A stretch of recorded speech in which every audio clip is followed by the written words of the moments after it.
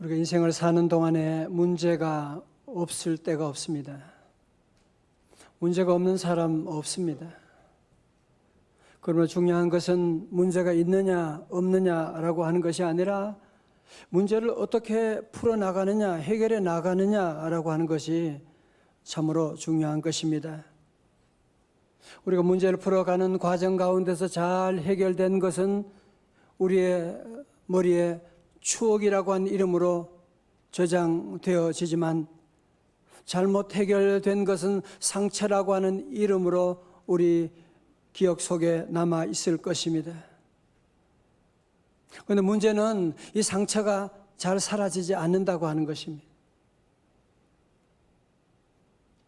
다 잊어버린 줄 알았는데 세월이 지났는데도 불구하고 어느 한순간에 갑자기 그때의 사건, 그때의 아픔이 다시 생생하게 다시 살아나게 되는, 다시 기억나게 되는 그런 아픔을 우리가 겪을 때가 있습니다.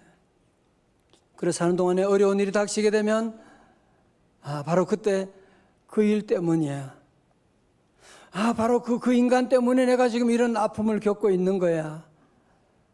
자꾸 우리는 이 과거의 그 상처로 말미암은 그 아픔을 되새기고 그러면서 우리는 더 큰 상처를 입게 되는데 그것을 2차 피해라고 말할 수가 있습니다.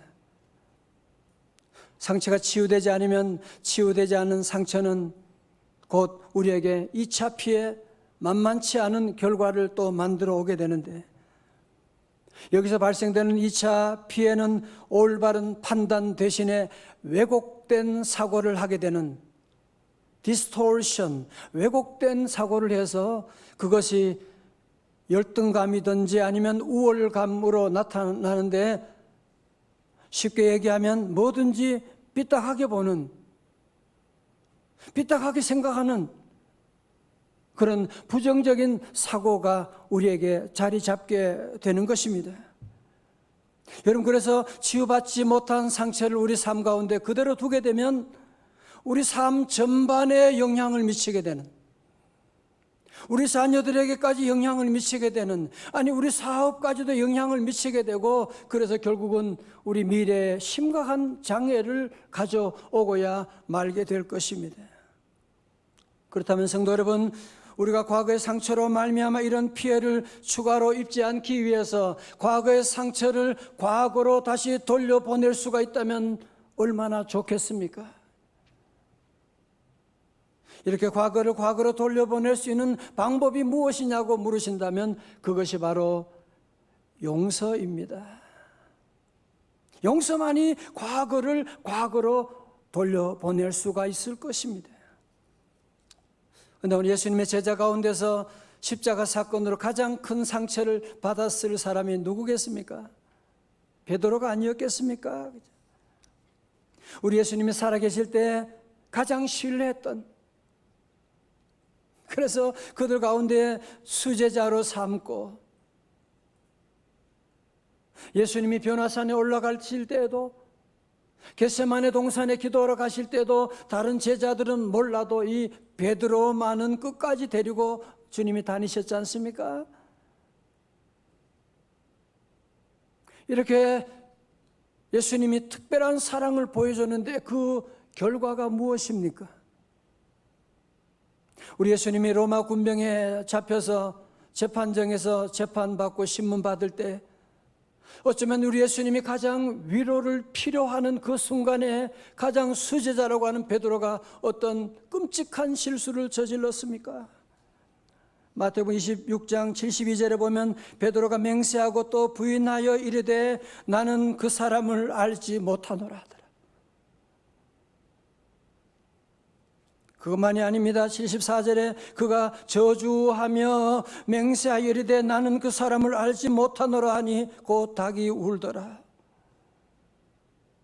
베드로는 자기도 잡혀갈까 봐 제사로서는 해서는 안 되는 배신을 3번씩이나 하고 그것도 모자라서 저주하면서 배신했다고 하는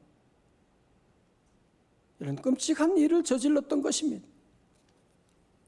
이런 과거의 상처로 말미암아 베드로는 큰 슬럼프에 빠지게 됩니다.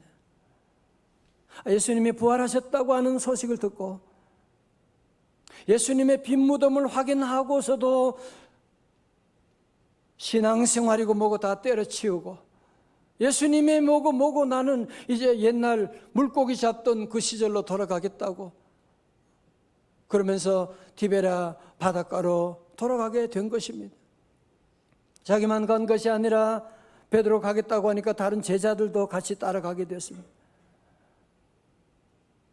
여러분, 이 제자들 안에 있는 이 상처, 이 슬럼프가 가져온 2차 피해가 무엇이냐면 여기서는 패배의식입니다.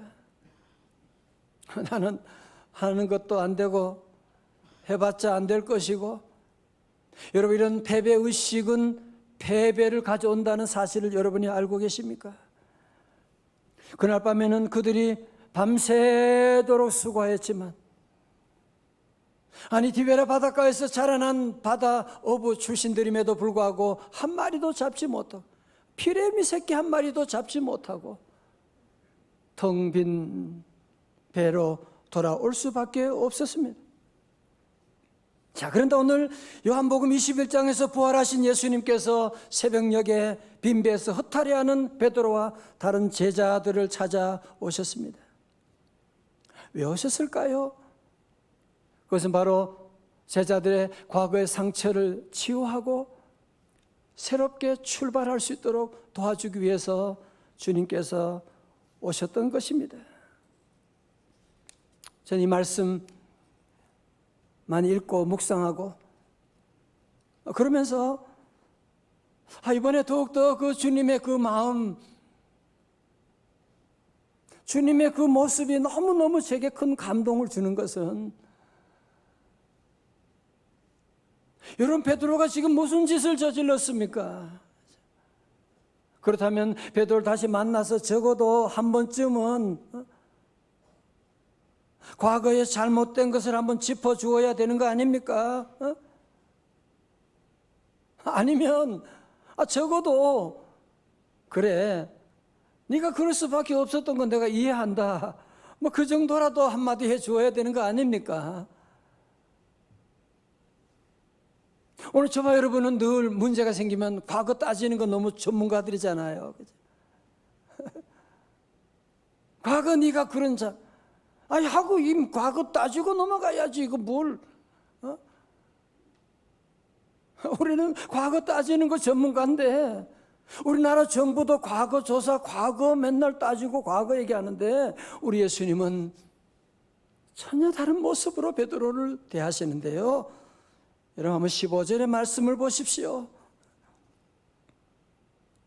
그들 조반 먹은 후에 예수께서 시몬 베드로에게 이르시되, 요한의 아들 시몬아, 네가 이 사람들보다 나를 더 사랑하느냐 하시니, 이르되 주님, 그러하나이다.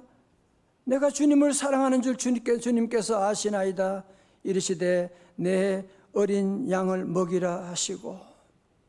자, 여러분, 저를 보세요. 좀 이상하지 않습니까 지금?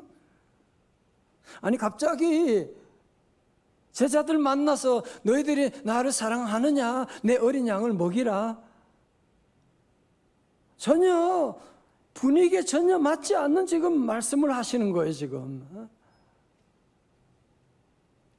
15절만이 아니라 16절, 17절에도 동일한 말씀을 지금 반복하고 있잖아요. 그래서 예수님이 세 가지 질문 가운데 네가 나를 사랑하느냐, 세 번 가운데 두 번은 아가페 사랑이고 또 마지막 한 번은 필레오 사랑, 우정으로 물으셨다라고 복잡하게 설명할 수가 있지만 한마디로 뭐예요? 네가 나를 사랑하느냐? 우리 주님은 과거에 네가 나를 사랑했느냐라고 물어보는 게 아니에요. 네가 나를 앞으로 사랑할 것이냐라고 물어보는 게 아니에요.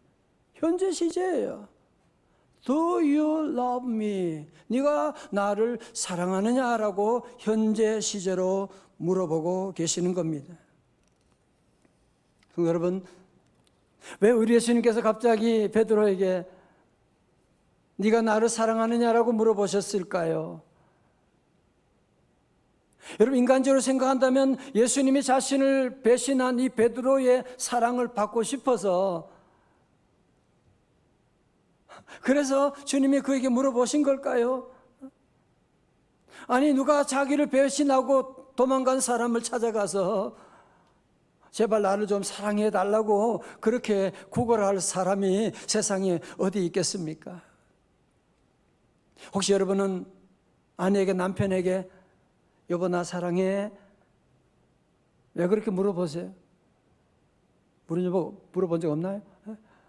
왜 물어보세요? 아니, 사랑하지 않는다면 절대로 그렇게 안 물어보지요. 그죠? 사랑하지 않는다면 왜 그런 소리 합니까?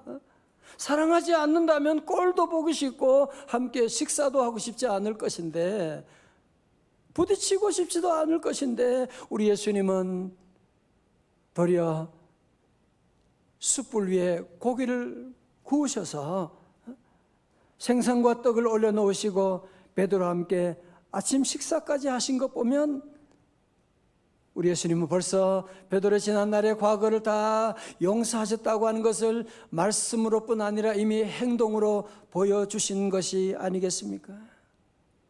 그리고 3번씩이나 네가 나를 사랑하느냐고 물어보신 것은 주님께서 내가 너를 사랑한다고 하는 진한 고백을 이렇게 하신 것이 아니겠습니까? 그리고 내 어린 양을 먹이라, 내 양을 치라, 내 양을 먹이라고 주님께서 3번이나 말씀하신 그 이유가 어디 있겠습니까? 그것은 바로 우리 주님의 관심은 베드로의 과거가 아니라 미래에 있다라고 하는 것을 말씀하고 있습니다. 우리 주님은 지금 과거의 상처로 쩔어 있는 베드로에게 내 어린 양을 먹이라, 내 양을 치라, 내 양을 돌보라고 하신 말씀은 미래를 향하여 새로운 비전과 기회를 그에게 주시기 위함이었던 것입니다.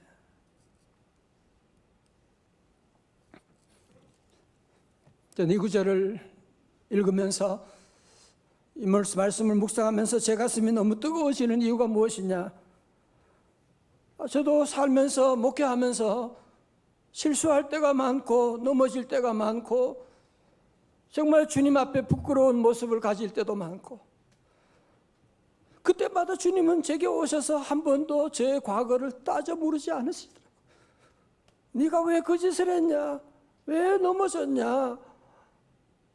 한 번도 주님은 제게 과거를 따져 물으지 않으시고, 괜찮아, 다시 시작하면 돼, 다시 내 어린 양을 먹여 라고 주님이 말씀하시고 내가 너를 도와주리라고 말씀하셔서 오늘 이 자리까지 목회 사명을 감당할 수가 있게 된 것입니다. 사랑하는 성도 여러분, 사탄의 특징이 뭔지 아시지요? 사탄은 항상 과거 지향형입니다. 사탄은 항상 여러분의 과거를 다시 돌아보게 하고, 여러분의 과거를 다시 짚어보게 하고, 다시 되씹어보게 하고, 과거를 자꾸 말하게 하고, 과거의 상처를 자꾸 건드리고. 그러나 우리 예수님은 과거를 묻지 않으시는 분이십니다. 우리 예수님의 시제는 항상 미래 지향형으로, 주님은 우리의 모든 것 가운데 괜찮아, 괜찮아, 내가 너를 도와줄게, 내가 너를 손잡아 줄게, 나와 함께 가자고 주님이 말씀해 주시고,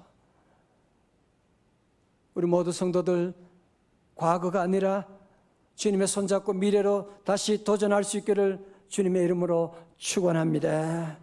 여러분, 여기서 부활의 주님께서 느닷없이 베드로야 라고 하지 않으시고 왜 갑자기 요한의 아들 시몬아 라고 말씀하셨을까요? 여러분 아시는 것처럼 요한의 아들 시몬은 예수님이 베드로를 처음 디베라 바닷가에서 만났을 때 그 옛날 이름이 시몬이었거든요. 아니, 왜 옛날 이름을 주님은 한 번도 아니고 3번씩이나 여기에 반복하는 의도가 있지 않겠습니까? 그죠? 왜 그랬을까? 아마 베드로라고 하는, 반석이라고 하는 이름이 어울리지 않아서 주님이 시몬아라고 부르셨느냐? 아닙니다. 우리 주님은 도리어 요한의 아들 시몬아 친근하게 부르시면서 베드로의 과거를 다 지우개로 다 지워주시고 우리 옛날 그때 만났던 그때 모습으로 다시 시작하자라고 주님의 강력한 메시지가 있는 것이 아니겠습니까? 성도 여러분, 이것이 베드로만이 아니라 오늘도 상처투성인 저와 여러분을 향해서 우리 주님은 말씀하고 계시고, 우리는 누구나 다 자꾸 과거, 어쩌면 여러분도 지금 과거라고 하는 것이 여러분의 발목을 지금 붙잡고 있는 상처라고 하는 이로 남아있는 기억들이 여러분을 붙잡고 있는지 모르지만 우리 주님은 아닙니다. 아니야, 내 어린 양을 먹이라고 주님은 새로운 미래로 우리를 인도하고 계십니다. 제가 작년에 부활하신 우리 예수님께서 베드로와 제자들 만나서 네가 나를 사랑하느냐고 물어보신 그 디베라 바닷가에 갔던 기억이 아직도 생생합니다. 사진에 보이는 저곳에 가게 되고 저쪽이 이제 바다거든요. 거기서 함께 우리가 부른 찬송이 갈릴리 바닷가에서 주님은 시몬에게 물으셨네. 다 우리 이름 부르고 주님은 광호에게 물으셨네. 사랑하는 아들아 넌 날 사랑하느냐. 오 주님 주님만이 아심. 다 눈물 흘리며 함께 사랑을 고백했던 그때가 아직도 기억이 납니다. 사랑하는 성도 여러분, 여러분 누가 뭐라고 해도, 여러분 모습이 어떠해도, 여러분이 과거에 어떤 실수를 저질러도 주님은 여러분을 사랑하십니다. 여러분은 주님의 사랑받는 존귀한 자들입니다. 여러분의 곁에 있는 분들은 다 주님의 사랑받는 존귀한 자들인 것을 기억하시기를 주의 이름으로 축원합니다. 여러분, 가룟 베드로와 똑같이 큰 실수 저질렀던 사람이 가룟 유다잖아요. 베드로도 예수님 모른다고 그렇게 3번씩이나 부인하고, 가룟 유다도 은 30에 누리 멀고 주님의 배반당하고, 그래서 예수님을 팔아 넘기게 된, 어떻게 보면 베드로나 가룟 유다나 정말 큰 실수한 건 다 마찬가지 아니겠습니까? 여러분, 그러나 베드로와 가룟 유다의 길이 전혀 달랐던 그 이유가 어디 있습니까? 베드로는 실수를 저질렀지만, 배신했지만 예수님의 그 사랑을 받아들이고 과거를 딛고서 다시 미래를 향해 나갔지만, 가룟 유다는 자기의 잘못을 깨닫게 되고 그 이후로 예수님과의 관계가 끊어지게 되고, 그리고 그 과거의 상처로 말미암아서 그는 자살이라고 하는 이름으로 그의 인생을 비참하게 마감해버리고 말게 된 것이 아니겠습니까? 사랑하는 성도 여러분, 그래서 믿음이라는 것이 이렇게도 중요한 것입니다. 실수? 나는 사람 없어요. 안 하는 것처럼 보일 뿐이지, 양복 입고 넥타이 메고 폼 잡고 있을 뿐이지, 다 같아요. 그런데 문제는 어떤 사람은 가룟 유다처럼 끝까지 자기 죄만 생각해, 자기 실수만 생각해, 과거에 매여 있어. 예수님의 사랑을 아무리 설교해도 나와는 상관없다고 생각하는 사람, 결국은 과거가 여러분을 삼켜버리게 될 거예요. 오늘 아침에 참석하신 우리 모든 성도 여러분, 오늘 아침에 영상으로 말씀 가운데 있는 모든 성도 여러분, 베드로처럼 뻔뻔하게 내가 문제가 많지만 실수 많이 했지만 주님 말씀하시니 감사합니다. 나도 주님 사랑합니다. 새롭게 출발할 수 있기를 주님의 이름으로 축원합니다. 얼마 전에 성화를 우연히 보다가 너무 감동적인 그림을 본 적이 있어요. 감동이 그려봐. 여러분, 이 장면은 다 잘 아시는 그림이잖아요, 그죠? 베드로가 물속으로 빠져들어갈 때 예수님이 이제 잡아주는. 저는 이 그림 보는데 손에 시선이 고정되게 됐어요. 여러분, 손을 보십시오. 지금 누가 누구의 손을 잡고 있는 겁니까, 지금? 베드로가 예수님의 손을 잡은 것이 아니라 예수님이 지금 베드로의 손을 꽉 잡고 있는 거 보이지 않습니까? 사실 저와 여러분, 지난 주간만 들어봐도 예수님 손 잡을 때도 있었지만 놓쳐버릴 때도 얼마나 많이 있었어요. 믿느라고 하면서도 온탕 냉탕 왔다 갔다 하고 믿음 없는 사람처럼 살아갈 때가 얼마나 많았는데, 주님이 물에 빠져가는 나의 손을 붙잡고 있구나라고 하는 이 놀라운 사실을 보면서, 여러분, 이 주님이 여러분의 주님 되심도 믿으시기를 주의 이름으로 축원합니다.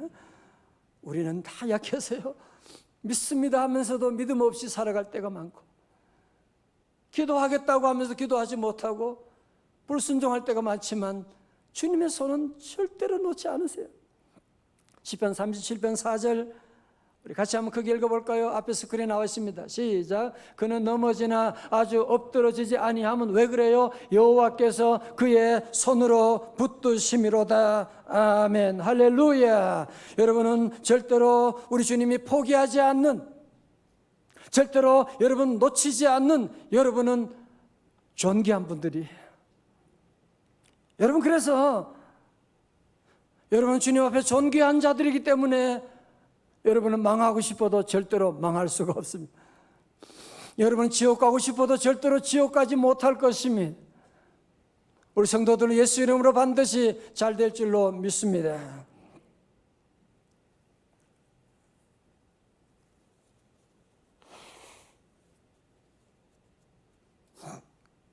저는 지난 주간에 유튜브를 통해서 김보성 목사님을 알게 되었는데요. 이분이 중학교 다닐 때 학교 가는 것이 아니라 아침에 PC방에 먼저 등교했다가 점심시간 되면 학교 가서 점심 까먹고 그리고 다시 PC방 가서 하교를 할 정도로. 그 성적이 뭐가 되겠어요? 거기서 나쁜 친구 만나고 개망나니 짓을 하게 되고. 그런데 학교 담임 선생님이 맨날 야구 방망이 들고 다녔대요. 그래서 성적 1점 내려가면 그냥 한 대씩 때리고, 하여튼 엄청나게 맞으면서도 못 고치는 거예요. 2학년, 중학교 2학년이 끝날 때 되어가지고 이제 빠따 선생님으로부터 해방되는구나 생각하는데 그날 저녁에 전화가 왔대요. 야, 보성아, 너 내일 아침 9시까지 마선역에 나와라. 끊어버리는 거예요. 너무 겁이 나니까 안 갈 수도 없고 아침에 그래서 대강 준비해가지고 마선역에 나갔더니만 거기 다른 친구가 3명이 와 있더래요. 다 말썽꾸러기, 공부 꼴등하는 아이들. 좀 분위기가 심상치 않지 않습니까? 그래서 어디 가는데요? 거제도 간다 그래서. 아내가, 똑똑한 애가 그러는 거예요. 너 거제도 가면 포로 수용소 있다. 선생님이 지금 우리 문제 아들을 포롱수용소 집어넣고 나면 우리는 다시 돌아올 수가 없다. 그러니까 서로가 막 손부다 붙들게 안고 엉엉 울었대요. 그래서 거제도 도착했는데 포로수용소가 아니라 해금강 유람선을 타게 되었습니다. 너무너무 깜짝 놀란 거죠. 말없이 배를 타고 가는데 선생님이 얘들아, 너희들은 푸를청 청소년이잖아. PC 모니터만 보지 말고 이제는 푸른 하늘을 보고 푸른 미래를 꿈꾸고 그래야지. 그런 말씀 하시더래요. 얼마 지나 배가 고프다고 그러니까 마치고 이제 횟집에 들어가더래요. 횟집이 비싸잖아요. 마음껏 먹으라고 그래가지고 그냥 공기밥 먹듯이 그냥 막 먹었대요. 막 먹고 그날 저녁에 모텔에 가서 잠을 자게 되고, 그러면서 3박 4일을 지나게 되었는데, 아무리 생각해도 궁금하지 않습니까? 그죠? 나중에 알고 보니까 이것도 비용을 무슨 공금으로 한 것이 아니라 사비를 털어가지고 이렇게 한다는. 버스 타고 오면서 제일 뒤에 앉아가지고 아이가 물어본 거예요. 쌤요, 왜 우리한테 이렇게 잘해주는데요? 그래서 선생님이 말하는 거예요. 얘들아,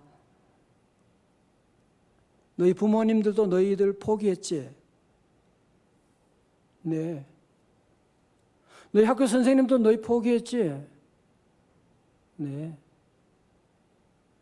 너희 자신들도 너희 포기했지? 그런데 눈물이 쏟아지는 거예요. 맞아. 나도 나를 포기했는데. 선생님이 하는 말씀이, 그래도 나는 너희들을 포기하지 않을 거야. 너희들 잘할 수 있잖아. 너희들 1년만 잘하면 고등학교도 가고 대학교도 가고 인간답게 살 수가 있고 사명자 어려운 사람 도울 수가 있잖아. 우리 같이 손가락 걸고 약속하자. 어느 누구도 손을 내밀지 못하는 거예요. 왜 약속해봤자 무슨 소용이 있냐 말이야. 나중에 손가락을 걸고 5사람이 펑펑 울게 된 거예요. 그리고 그 다음 날부터, 아침부터 저들의 삶이 바뀌기 시작하는 거예요. 180 바뀌기 시작하면서 다시 공부하기 시작하고 중3 마지막 1년을 다시 공부해가지고 이들이 고등학교도 가게 되고, 그러면 그 중에 한 사람이 김보성 목사님이 되시고 또 귀한 분들이 되었다고 하는 얘기를 듣게 됐습니다. 사랑하는 성도 여러분, 정말 주변의 사람들이 포기하고, 아니 심지어 가족들마저 나를 포기하고, 아니 심지어 나 자신마저 나를 포기하는 그런 아픔이 있을지 모르지만 꼭 기억하십시오. 우리 주님은 절대로 여러분을 포기하지 않으실 것입니다. 우리 주님은 끝까지 여러분을 사랑하실 것입니다. Do you love me? 네가 나를 사랑하느냐? 나도 이렇게 사랑하는데. 내 어린 양을 먹이라고 주님이 말씀해 주시고, 더 이상 과거에 매이지 말고 미래를 향해 나가라고 주님께서 오늘 우리 모두를 초대하고 계십니다. 사랑하는 성도 여러분, 오늘 하나님 말씀을 베드로처럼 아멘으로 받아들이시길 주의 이름으로 축원합니다. 여러분은 존귀한 분들입니다. 우리 안에 주님이 계시거든요. 천지 만물을 창조하신 하나님의 사랑받는, 하나님의 기대가 있는 삶이라는 것이 얼마나 존귀한 삶. 아마 지금 여러분 설교 들으면서도 마귀는 계속 속삭일 거예요. 아니야, 너는 과거가 있는 인간이잖아. 너 부끄러운 과거가 있잖아. 너는 과거에 넘어졌잖아. 너는 해도 안 되잖아. 계속 마귀는 계속 여러분에게 속삭일 거예요. 다 같이 사단아 물러갈지어다. 너도 모두 예수님의, 주님 말씀하시는 주님의 음성을 듣고 다시 치유받기를 바랍니다. 고린도후서 5장 17절 말씀 여러분 잘 아시죠? 시작. 그런즉 누구든지 그리스도 안에 있으면 새로운 피조물이라, 이전 것은 지나갔으니 보라. 주님은 여러분 모두 너무너무 사랑하시고 우리 향한 놀라운 기대를 가지고 계시거든요. 또 주님은 저와 여러분의 사랑을 고백받기를 원하십니다. 네가 나를 사랑하느냐? 오 주님, 주님만이 아십니다. 그래서 우리 성도들은 이런 사랑의 단계에서 내 어린 양을 먹이는 사명의 단계로 올라가야만 합니다. 지금 우리 주변에 상처받은 절망 가운데 코로나로 무너진 분들이 지금 얼마나 많이 있고, 코로나로 말미암아 신앙을 떠난 사람들이 지금 얼마나 많이 있는지 몰라요.